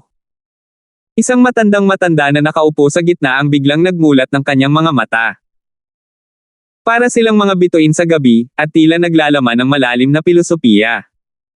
956. Kung ayaw mong ibigay ang iyong kayamanan at draconic providence, maaari mong piliing sabihin sa akin kung nasaan si Francis. Kumunat ang mga kilay ni Livius. Nagiging naiinip na siya. Ang little world na ito ay napreserba ng husto, at ginagamit ni Elton ang kanyang defensive inheritance sacred weapon para kumonekta sa kapangyarihan nito at bumuo ng pader ng depensa. Kahit na ang mga matatanda ng Tonner family ay walang magawa sa loob ng maikling panahon. Ang pananatili dito ay nagsasayang lamang ng oras para sa magkabilang panig. Gayunpaman, ang grupo ng ika-9 na prinsipe ay walang pakialam sa bagay na iyon dahil halos imposible ang pagkakataon ng ika-9 na prinsipe na maging crown prince. Ang ika-4 na prinsipe ay naiiba bagaman. Siya ang paborito na maging crown prince sa pagkakataong ito, at ang isa pang prinsesa ay maaaring makipagtambalan pa sa kanya. Sa makatuwid, ang oras ay napakahalaga sa kanila. Senior Jason, naniniwala ako na maaari mong hulaan ang kanyang lokasyon, sabi ni Livius. Sina Francis at Weston ang 2 taong gusto niyang talunin sa Imperial Tombs. Bukod sa kanila, nariyan din si Trevor, na may walang kapantay na Heaven Battling bloodline. Pagkatapos ng isa pang ilang taon, maaabot niya ang antas kung saan kailangang seryosohin siya ng lahat. Malalaman mo ang kanyang lokasyon kung iikot mo ang iyong ulo. Ang dating boses ni Jason ay tumunog mula sa kabilang panig ng dingding. Ibalik ang ulo ko. Hindi alam ni Livius kung ano ang ibig sabihin nito, ngunit ang bloodline sa loob ng kanyang katawan ay biglang nagsimulang manginig, at agad na lumingon si Livius na parang may naramdaman siya. Isang grupo ng mga tao sa labas ng kastilyo ang sumugod. Francis. Isang malasalaming pulang apoy ang biglang lumitaw sa paligid ni Livius, at ang kanyang layunin sa pakikipaglaban ay lumakas. Sa kabilang panig ng dingding, si Old Ying, ang ika-9 na prinsipe, at si Francis ay dumating na lahat.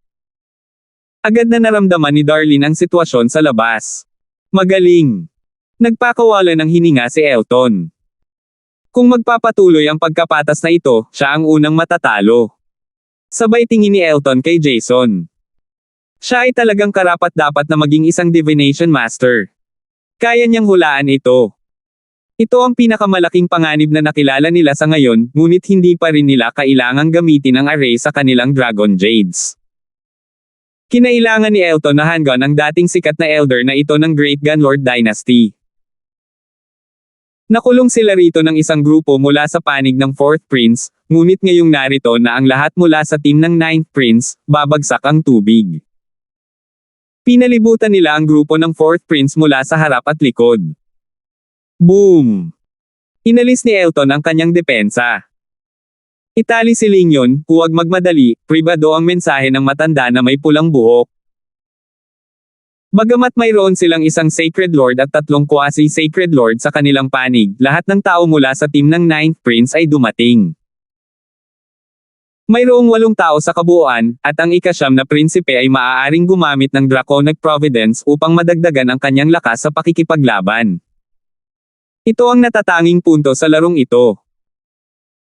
Ang mga prinsipe ang magiging pangunahing target kapag maraming tao sa paligid, ngunit sa isang grupo laban sa isang pangkat na sitwasyon, ang mga prinsipe ay isang napakalakas na lakas labanan. Higit pa rito, habang ang kabuoang lakas ng isang buong koponan ay maaaring hindi malakas, maaari silang magtulungan at ganap na takpan ang mga kahinaan ng isa't isa. Dalubhasa si Elton sa kapangyarihan at opensa. Ang mga pag-atake ng kaluluwa ni Darlene ay mahirap ipagtanggol.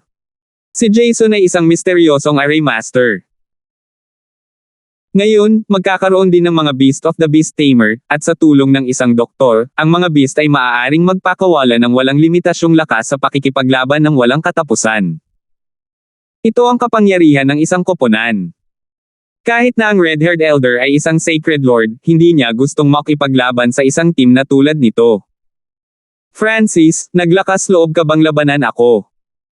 Hindi pinansin ni Livius ang sinabi ng matanda at naging bola ng apoy na umaagos. Lahat, mag-ingat. Nag-message si Olding sa lahat at nagpatuloy. Who?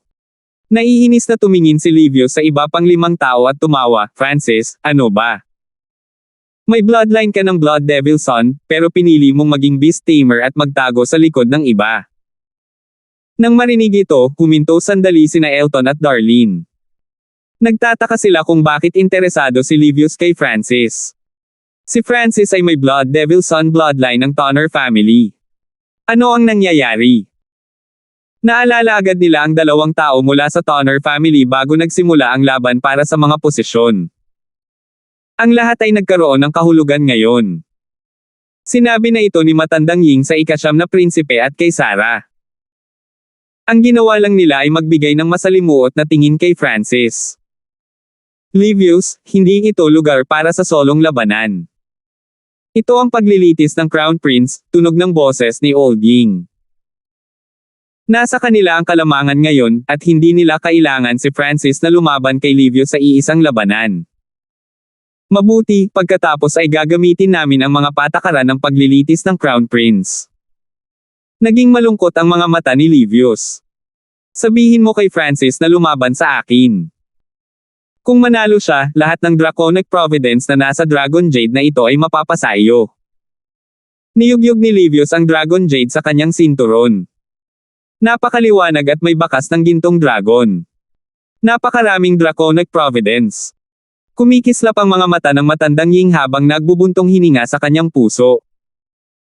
Ang pagkakaiba sa pagitan ng mga grupo ay napakalaki.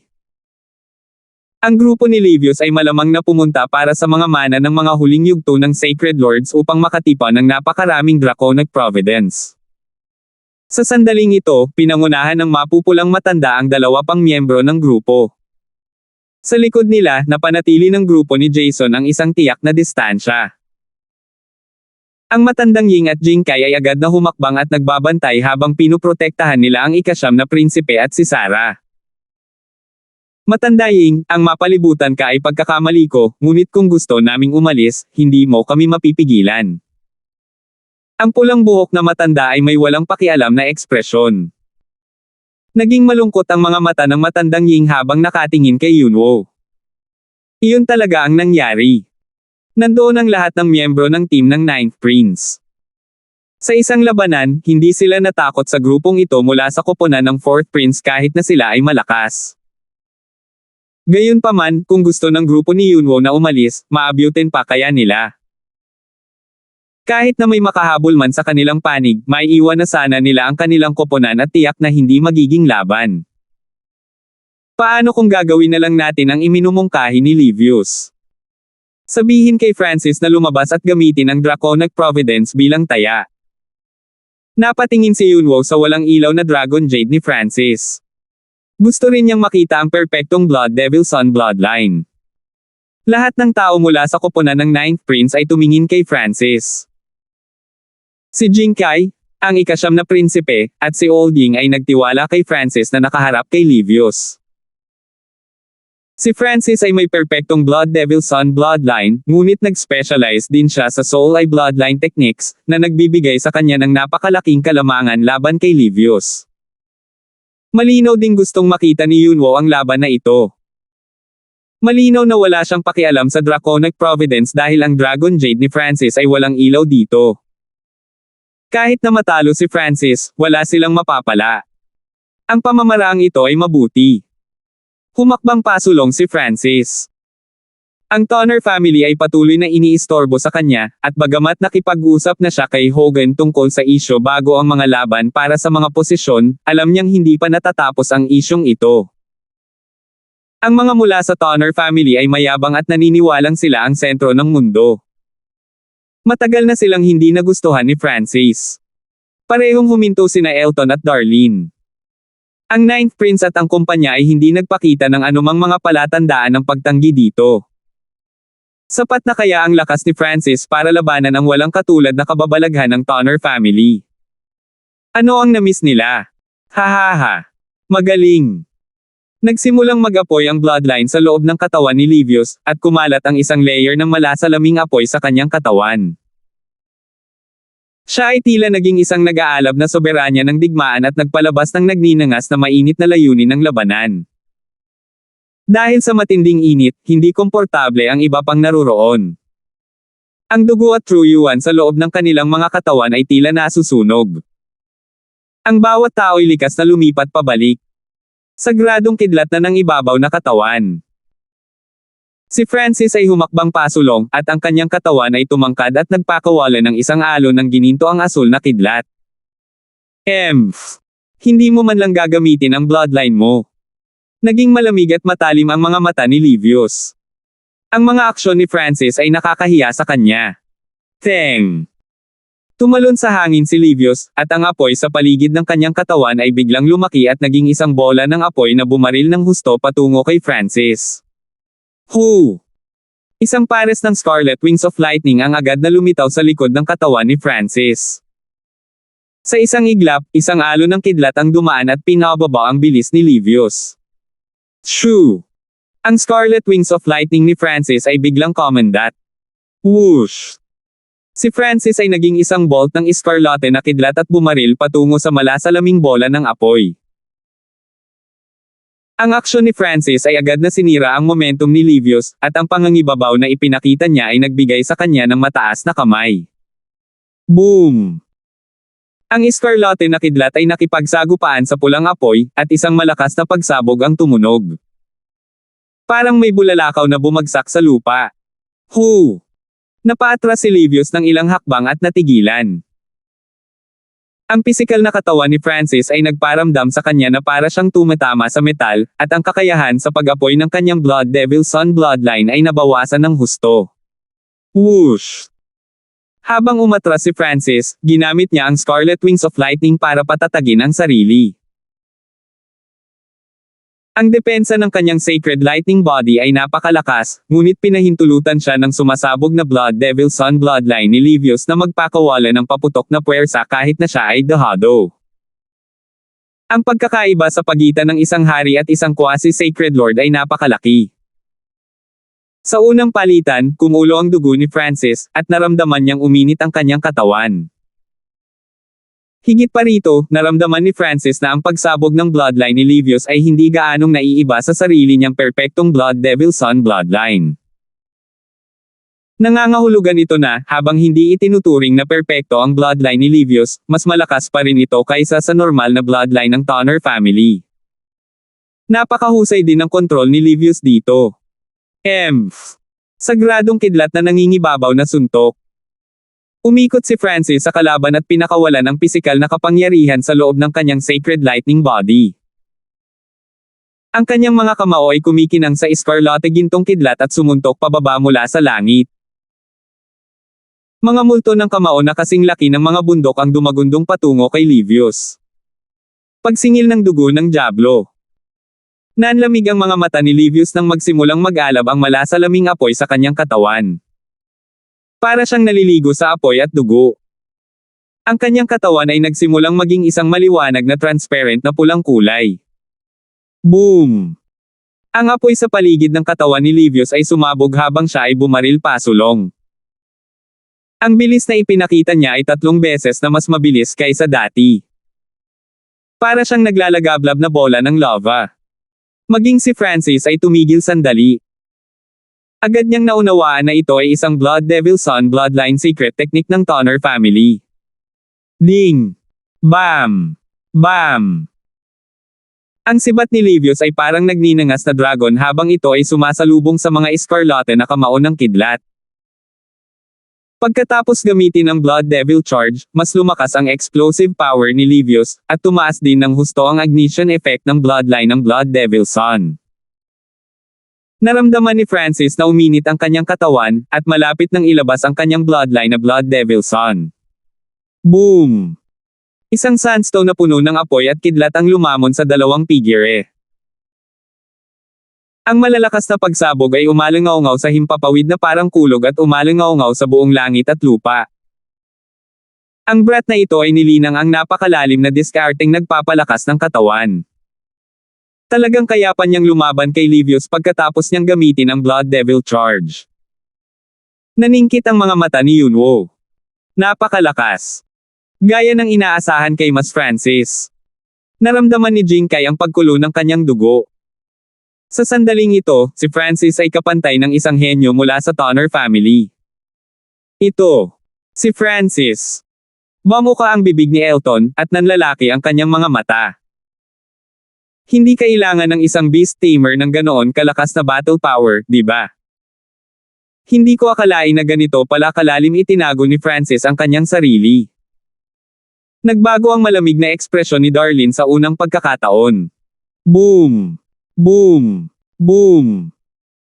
Pagkatapos gamitin ang Blood Devil Charge, ang pagsabog ni Livius ay hindi na mapapantayan o mapigil. Sa ilalim ng sunod-sunod na pag-atake, si Francis ay napilitang bumalik siya ang dehado. Ang kanyang Sacred Lightning Body ay nagiging maliwanag na pula mula sa init, at siya ay gumugol ng maraming enerhiya. Ang pamamanhid na epekto at ang kapangyarihan ng kanyang Sacred Lightning Dominating Punch ay hindi masyadong epektibo laban sa sumasabog na Blood Devil Sun Bloodline. Whoosh! Hinarang ng mga kamao ni Francis ang isa sa mga pag-atake ni Livius. Isang nasusunog na sensasyon ang lumitaw sa kanyang braso, at ginamit ni Francis ang Scarlet Wings of Lightning para mabilis na umatras. Isang masamang ngiti ang nabuo sa mukha ni Francis. Kung gusto mong makita ito, hahayaan kitang makita. Hoo! Isang matingkad na pulang salamin na parang apoy ang tumakip sa katawan ni Francis. Tila naliligo sa apoy si Francis, at sa pagdaragdag ng kanyang Sacred Lightning Body, tila siya ay naging isang nagninangas na demonic sovereign. Isang malakas at nakakapasong aura ang bumuo ng surge ng apoy at bumaril sa bawat direksyon, na nagpapataas ng temperatura ng mundong ito. 957. Isang malakas at nakakapasong aura ang kumalat sa bawat direksyon. Ang maitim na dilaw na buhangin ay kinulayan ng maliwanag na pulang apoy, at ang temperatura ay naging sanhi ng pagkapilipit ng hangin na parang isang uri ng hellscape. Kapag ang isa ay tumingin sa malayo, tila may dalawang nakakapasong araw na naglalabas ng makikinang na apoy. Hoo! Ang bloodline sa loob ng katawan ni Livius ay nagsimulang manginig, at ang malasalaming apoy sa kanyang katawan ay naging mahina sa ilalim ng ningning ng apoy ni Francis. Gayunpaman, ang pressure na ito ay nagpasigla lamang sa kanya. Sa likod ni Livius, bahagyang nanginginig ang bloodline ni Yunwo at nagsimulang kumaibot, na parang magsisimula na rin itong mag-apoy. Brawlline ng Perfect Blood Devil Sun. Ang mga mata ni Yunwo ay nag-aapoy sa init habang tinitingnan niya ang maliwanag na malasalaming apoy na bumabalot sa katawan ni Francis. Parang kulay ng sariwang dugo, na para bang sinusunog niya ang kanyang life force para lumaban. Ito ang unang pagkakataon na nakita niya ang perpektong bloodline ng Tonner family. Kung ang ganitong makapangyarihang bloodline ay makakabalik sa Tonner family. Kaya, ito ang perpektong bloodline ng Blood Devil Sun. Ang dalawang katabi ni Yunwo ay halatang alam din ang tungkol dito, ngunit nabigla pa rin sila nang makita nila ang kapangyarihan ng perpektong Blood Devil Sun bloodline. Ang mga bloodline sa loob ng kanilang mga katawan ay naging mainit at nagsimulang mag-apoy, at kailangan nilang iikot ang bahagi ng kanilang True Yuan upang harangan ito. Ang perpektong Blood Devil Sun bloodline ay isang nakakatakot na combat bloodline na maaaring may rank sa loob ng nangungunang 10 Imperial Dao bloodlines. Mabilis na umatras ang matandang Ying at ang kumpanyang nasa likod ni Francis. Ang ilan sa mga may mahinang katawan at kultibasyon, tulad nina Sarah at Darlene, ay nadama na ang kanilang buong katawan ay nagninangas, at hindi sila makahinga. Paano ito posible? Ang bloodline ni Francis ay mas malakas pa kaysa kay Livius. Natigilan si Elton, at isang malakas na pagsabog ang tumunog sa kanyang puso. Si Livius ang may pinakamalakas na bloodline sa mga juniors ng Tonner family. Walang sino man sa pamilya ang kasing talino niya. Dahil sa lakas ng pagsabog na ipinakita ni Livius, kahit si Elton, na dalubhasa sa depensa, ay hindi nakayanan ito. Gayunpaman, ang bloodline ng Blood Devil Sun ni Francis ay bahagyang pinipigilan ang kay Livius. Isa lang ang posibilidad. Tama ang perpektong bloodline ng Blood Devil Sun. Natigilan ang matandang Ying. Ito ang kanyang unang pagkakataon na makita ang perpektong Blood Devil Sun bloodline din. Ang bloodline na ito ay isang nakakatakot na Imperial Dao bloodline na halos maubos na. Paano ito posible? Napuno ng pagtataka ang mukha ni Darlene, at bigla niyang naalala ang sinabi ni Francis bago magsimula ang laban para sa mga posisyon. Totoo ang lahat. Si Francis ay may perpektong bloodline ng Blood Devil Son. Ito ang dahilan kung bakit personal na dumating ang isang elder ng Tonner family para i-recruit siya. Ang Francis na minamaliit nilang lahat ay kapantay ng isang walang katulad na kababalaghan ng Tonner family mula sa koponan ng 4th Prince. Tulad ng inaasahan kay Francis. Ang ika-9 na prinsipe ay labis na nasasabik, at naramdaman niya ang mga alon na dumadaloy sa kanyang puso. Ang lakas na kasalukuyang ipinapakita ni Francis ay nalampasan ng sinuman sa kanyang koponan, at ito ay maihahambing sa mga pangunahing miyembro ng labanan ng isang top 5 na koponan ng prinsipe. Higit pa rito, si Francis ay isa ring beast tamer at kayang suportahan ang buong team. Ang lahat ng ito ay lumampas sa orihinal na inaasahan ng ika-9 na prinsipe. Boom! Ang mahinang pinigilan na bloodline ni Livius ay biglang sumabog, at ang malasalaming apoy ay pinakawalan habang siya ay naglabas ng puwersa na maihahambing sa kay Francis. Hahaha! Hayaan mo akong matikman itong tinaguri ang perpektong Blood Devil Son bloodline. Si Livius ay napuno ng nagbabagang hangarin sa labanan. Dugo Devil Charge. Ginamit muli ni Livius ang kasanayang ito at naging bola ng tinunaw na lava na nagradiated ng pressure na maaaring matakot sa mga Diyos at ghosts. Pinigilan ng perpektong bloodline ng Blood Devil Son ang mga bloodline na may mas mababang purity, na ipinaramdam kay Francis na lumiit ang pagkakaiba sa cultivation. Ang Scarlet Wings of Lightning ni Francis, na natatakpan ng malasalamin na pulang apoy, ay parang mga pakpak ng isang walang kamatayang uwak habang nagbibigay ito ng mga kaluskos ng kidlat. Update ni Boom! Shoo! Sa pagiging pasabog ng kanyang bloodline, nalampasan ng Lightning Wings flying technique ang mga limitasyon nito. Para siyang naglalagablab na apoy habang kumikislap sa hangin at nag-iwan ng namumukadkad na mga bulaklak. Boom! Boom! Bam! Pareho silang parang mga meteorite na nagsalubong sa isa't isa, lumikha ng alon ng apoy na tumawid sa langit at lupa na parang tsunami. Mabilis na umatras ang dalawang figure habang ang isang ipinagbabawal na nagninangas na kapangyarihan ay sumabog sa gitna. Ang epekto ng pag-aapoy ay nakontra. Naramdaman ito ni Francis sa sandaling magkausap sila. Dahil ang kanilang mga bloodline ay nagmula sa iisang pinanggalingan, ang epekto ng pag-aapoy ni Francis ay lubhang malabong gumawa ng anuman kay Livius. Ito ay katulad ng sandaling nakaharap niya ang nakakapasong demon spirit body ni Demonic Emperor Luther.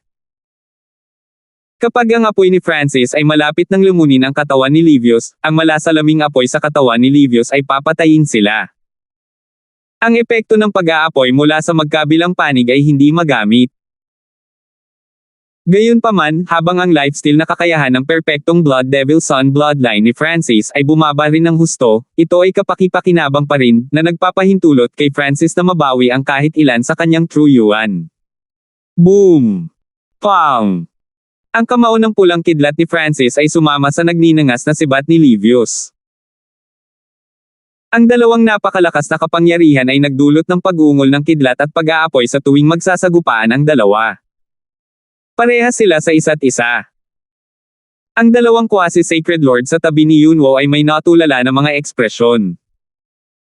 Si Francis ay isang hari lamang, ngunit mayroon siyang lakas sa pakikipaglaban na maihahambing kay Livius. Kahit na siya ay may perpektong Blood Devil Son bloodline, hindi siya dapat maging ganito kalakas, di ba?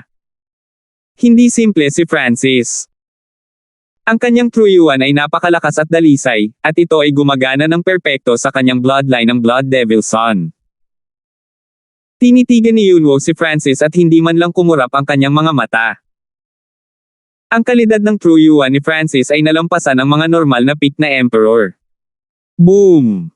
Bam! Ang depensa at lakas ng sacred lightning body ni Francis pati na rin ang lifesteal effect ng kanyang perpektong Blood Devil Son bloodline ay ganap na nagsara ng gap sa cultivation at ang pagkakaiba sa true yuan quantity. Higit pa rito, sa ilalim ng pressure na ito, ang potensyal ng bloodline ng Blood Devil Son ni Francis ay inilabas, at nagsimula siyang maging mas matapang habang sila ay lumaban. Hu! Namumula ang mga mata ni Livius habang ang kanyang hangarin sa pakikipaglaban ay umaakyat sa langit. Bilang isang mula sa Tonner family, malinaw na alam niya ang mga katangian ng perpektong bloodline ng Blood Devil Son. Sa makatuwid, sinunog ni Livius ang kanyang True Yuan upang madagdagan ang kapangyarihan ng kanyang bloodline upang malabanan niya ang mga natatanging kakayahan ng perpektong Blood Devil Son bloodline. Hahayaan kitang matikman ang discarding pampalakas ng katawan na umaakma sa bloodline ng Blood Devil Son. Pagkatapos kitang talunin, pupunta ako at hikayatin si Elder Hongnan na, gaano man kalakas ang isang bloodline ng isang tao, wala itong saysay kung hindi nila alam kung paano ito gamitin ng maayos. Ang kapangyarihan ni Livius ay tumaas, at ang malasalaming apoy sa kanyang katawan ay naglabas ng isang pulang malajade na kislap, na para bang siya ay ipinanganak na muli mula sa apoy. Lumitaw din ang isang surge ng pisikal na kapangyarihan. Boom! Hu! Tumayo si Francis sa hangin, at ang kanyang sacred lightning body ay agad na nakaramdam ng init. Shoo! Parehong nagsimulang magsagupaan ang kanilang pisikal na puwersa, na lumikha ng mga pagsabog sa hangin. Bam! Hu! Napaatras si Francis ng ilang hakbang at natigilan. Ang kakaibang diskarte sa pagpapalakas ng katawan na ginagamit ngayon ni Livius ay perpektong umakma sa bloodline ng Blood Devil Son. Nagawa pa nitong sugpuin ang kanyang sacred lightning body at ang kanyang perpektong Blood Devil Son bloodline. Gaya ng naisip niya, ang lakas ng 8 big families ay hindi dapat maliitin. Marami silang naintindihan tungkol sa kanilang sariling mga bloodline. Hindi ko akalain na gagamitin ni Livius ang Scarlet Jade Glass body ng ganito kabilis. Gayunpaman, nangangahulugan ito na malapit nang matapos ang labanan. Natigilan si Yunwo. Kailangang tapusin ng isa ang laban sa lalong madaling panahon laban sa isang user na may perpektong bloodline ng Blood Devil Son. Ang pamamaraan ng pagpapalakas ng katawan ni Francis ay lumampas din sa inaasahan ni Yunwo, kung hindi ay hindi na kailangan ni Livius na gumamit ng Scarlet Jade Glass body. Ang Scarlet Jade Glass body ay isang supreme body strengthening technique na nilikha ng ninuno ng Tonner family. Naging perpekto ito sa bloodline ng Blood Devil Son, at maaari itong maglabas ng kapangyarihan na maaaring sirain ang langit at lupa. Ang gayong kasanayang lumalaban sa langit ay malinaw na may mga limitasyon din. Ang sobrang paggamit nito sa mahabang panahon ay makakasama sa bloodline ng gumagamit. Hindi maganda, ito ay ang Scarlet Jade Glass body. Ang pinakamataas na pamamaraan ng pagpapalakas ng katawan ng Tonner family. Tumalo ng puso ni Matandang Ying. Kapag ginamit ang discarding ito sa bloodline ng Blood Devil Son, ang lakas ng True Yuan, bloodline, at katawan ng isang tao ay magiging ilang beses na mas malakas kaysa karaniwan. Si Francis ay may perpektong bloodline ng Blood Devil Son, ngunit hindi niya ito magagamit ng husto at wala siyang pamamaraan para dito. Ang talagang pinagtataka ni Olding ay kung bakit hindi ginamit ni Francis ang kanyang Soul Eye bloodline techniques. Iyon ang kanyang forte. Sagradong proteksyon ng kidlat. Isang harang ng kidlat na gawa sa Fire of Wind Lightning at ang pisikal na puwersa ng Sacred Lightning body ni Francis ay lumitaw sa kanyang harapan. Kasabay nito, bumuhos din dito ang isang bloodline power na naging pula ang kulay ng barrier at nasunog ito. Lightning Wing Spatial Flash. Whoosh! Lumitaw si Francis sa kalangitan, at ang kanyang Scarlet Wings of Lightning ay nagpakawala ng mga gintong apoy na nagtulak sa kanya pababa. Bago pa dumating ang suntok niya, sumabog na ang Escarlata pulang alon. Ang walang limitasyong pisikal na presyon ay pinigilan ng katawan ng mga manunood. Halika!